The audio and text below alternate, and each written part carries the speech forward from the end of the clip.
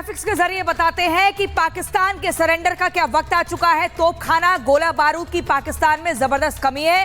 4 दिन का भी गोला बारूद नहीं है और बात होती है बड़ी बड़ी जंग की और वहां बोला जाता है परमाणु हमला हम करेंगे। केवल 4 दिन युद्ध की क्षमता पाकिस्तान के पास है। ये हम नहीं, पाकिस्तान ने खुद स्वीकार किया है। यूक्रेन को हथियार बेचने की वजह से पाकिस्तान के भीतर ये बड़ी कमी है। तोप के गोला बारूद रॉकेट यूक्रेन को बेच डाले पाकिस्तान ने। अब किस मुंह से और किस मुहाने पर लड़ेगा पाकिस्तान? M101 होवित्जर तोप के लिए गोले रॉकेट की कमी है पाकिस्तान में, जबरदस्त कमी देखी जा रही है। ऐसे में बस बयानबाजी पाकिस्तान करता है। हथियार बेचने से युद्ध भंडार खत्म हो चुका है। पाकिस्तानी ऑर्डिनेंस फैक्ट्री पर लगातार दबाव है। भारतीय सेना के सामने 4 दिन टिकना भी मुश्किल है, ऐसा हमें रिपोर्ट्स बता रही हैं। सेना को मिलने वाले राशन में कटौती की जा चुकी है। ये तो पाकिस्तान का हाल हो गया है। सैन्य अभ्यास और निर्धारित युद्धाभ्यास स्थगित किया जा चुका है। वहां कोई परीक्षण नहीं हो रहा है, कोई अभ्यास नहीं हो रहा है और बल्कि युवा भी सेना में, पाकिस्तान सेना में भर्ती होना नहीं चाहते हैं, लेकिन वहां आतंकियों को ट्रेनिंग दी जा रही है। इसी बीच एक बड़ी खबर मैं आपको बता दूं दर्शकों, बड़ी खबर आ रही है। पाकिस्तान से तनाव के बीच यूरोप को भारत की नसीहत। विदेश मंत्री एस जयशंकर ने कहा, हमें साझेदार चाहिए, उपदेशक नहीं चाहिए। यूरोप में अभी भी समस्या मौजूद है। जयशंकर कहते हैं कि यूरोप की परीक्षा वास्तविकता से है।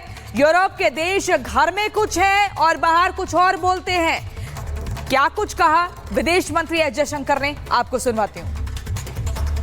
Out at the World Summit, we look for partners. We don't look for preachers. Particularly preachers who don't practice at home what they preach abroad. And I think some of Europe is still struggling with that problem. Some of it is changing. So the issue for us, I mean, in many ways, Europe, I think, has entered a certain zone of reality check. Now, whether they are able to step up to it or not, it's something we will have to see. तो देखिए, पाकिस्तान में इस 13 number से खलबली मची हुई है। पाकिस्तान को लग रहा है प्रधानमंत्री नरेंद्र मोदी अब कुछ 13वीं ऐसी स्ट्राइक पाकिस्तान पर ना कर दे कि वो पाकिस्तान की 13वीं साबित हो जाए। क्योंकि देखिए, डिजिटल स्ट्राइक की गई, जितने इन्फ्लुएंसर थे, बड़े बड़े नेता थे, मंत्री थे, सबके सोशल मीडिया बैन हो चुके हैं। LOC पर स्ट्राइक हुई है। इसके अलावा आपको बता दें, वाटर स्ट्राइक सबसे पहले की गई है। आर्थिक तौर पर भी पाकिस्तान की कमर तोड़ी जा चुकी है। पाकिस्तान को पूरे विश्व भर में कहीं से भी कोई समर्थन नहीं मिल रहा है। आप सोचिए, पाकिस्तान के मौलानाओं को भी, जो मुस्लिम देश पाकिस्तान है, उसको खुद मुस्लिम कंट्रीज का, गल्फ कंट्रीज का भी कोई समर्थन नहीं मिल रहा है। ऐसे में हाथ में कटोरा लेकर पाकिस्तान दर दर भीख मांग रहा है। लेकिन हैरानी तब होती है जब पाकिस्तान के सांसद ये कहते हैं कि भाई हम तो इंग्लैंड चले जाएंगे, हम तो फलाना कंट्री चले जाएंगे, क्योंकि हमें जरूर भरोसा है कि मोदी कुछ तो करेंगे। तो डर है पाकिस्तान को भारत की अगली स्ट्राइक का। लेकिन अगला कदम भारत का क्या कुछ हो सकता है, इस रिपोर्ट में देखिए।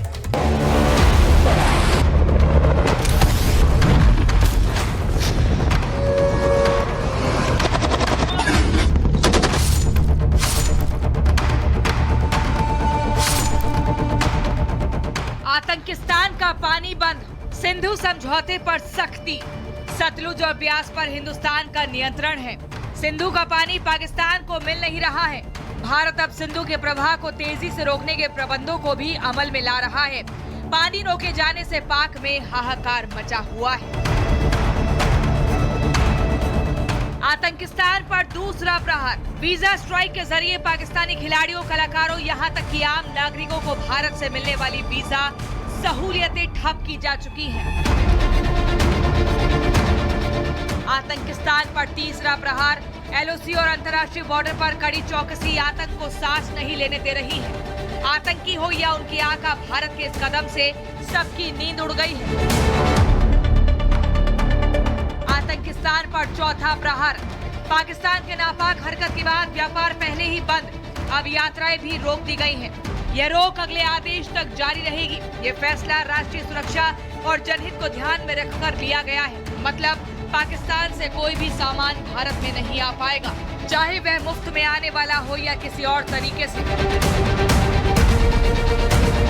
आतंकिस्तान पर पांचवा प्रहार, पाकिस्तान पर पांचवा स्ट्राइक तब हुआ जब भारत ने पाकिस्तानियों पर डिजिटल स्ट्राइक करके पाकिस्तानी एक्टर्स और इन्फ्लुएंसर्स के सोशल मीडिया अकाउंट्स पर करारा एक्शन लिया। पाकिस्तानी मीडिया रिपोर्ट्स बैन है और सस्पेंशन का सिलसिला जारी है। ये सिर्फ प्रतीकात्मक नहीं, साइकोलॉजिकल और इकोनॉमिक वॉरफेयर है। पाकिस्तान की अर्थव्यवस्था पहले ही आईसीयू में है और अब ये डिजिटल ब्लो उनकी नरम ताकत पर सीधा वार है। आतंकिस्तान पर प्रहार जारी है। पहले पानी बंद, digital strike, visa strike, LOC पर लगाम और अब पाकिस्तानियों के लिए बंदरगाह बंद, एयर स्पेस बंद और डाक सेवा बंद करके भारत ने पाकिस्तान की बची कुची जमीन छीनने का काम किया है। अभी तक ना जरूरत गोली चलाने की पड़ी है, ना तोपों ने शोर किया है, ना ही मिसाइलों ने अपना केस हटाया है, ना ही हिंद के वायुवीरों ने कोई हवाई फायर किया है, ना ही पनडुब्बियों ने किसी टॉर्पीडो को लॉन्च किया है। राइफल से लेकर राफेल तक सभी अभी कमांड ऑन फायर है। लेकिन उससे पहले ही आतंकिस्तान की हिंद के भय से जमीन गीली हो गई है। भारत ने इकोनॉमिक स्ट्राइक करके पाकिस्तान की कमर तोड़ दी है। पाकिस्तान को जवाब जरूरी था और भारत ने बता दिया कि इस बार इन सब से काम नहीं चलेगा। इसीलिए तो भारत की एयरफोर्स की गर्जना, राफेल का शोर, मिराज की गूंज से पाक की नींद उड़ गई है। नींद तो भारतीय आर्मी की हुंकार से भी उड़ गई है। बॉर्डर पर तैनात भारतीय टैंक और भारतीय आर्मी बस एक कमांड के इंतजार में है। बात भारतीय नौसेना की करें तो अरब सागर से लेकर पाकिस्तान के आखिरी छोर तक आईएनएस विक्रांत और नेवी के दम का शोर सुनाई दे रहा है। पाकिस्तानी समझ ही नहीं पा रहा है भारत कब, कहां और कैसे अटैक कर दे। इन सब के बीच आतंक को पनाह देने वाला पाकिस्तान चारों तरफ से घिर गया है। नेशनल नहीं, ग्लोबल लेवल पर पाकिस्तान की फजीयत हो रही है। अब तो पाकिस्तान खुद कह रहा है कि सभी देश मोदी और भारत के साथ खड़े हैं। यहाँ तक कि मुस्लिम मुल्कों ने भी पाकिस्तान का साथ छोड़ दिया। इन सब के बीच पीएम मोदी का 13वां प्लान भी तैयार है। पाकिस्तान को डर है मोदी कहीं 13वें दिन पाकिस्तान की 13वीं की तैयारी तो नहीं कर रहे हैं और अब 13वीं का सरप्राइज मोदी कैसे देंगे, ये सोच सोच कर पाकिस्तान की हवा टाइट है। Bureau report, Republic Bharat.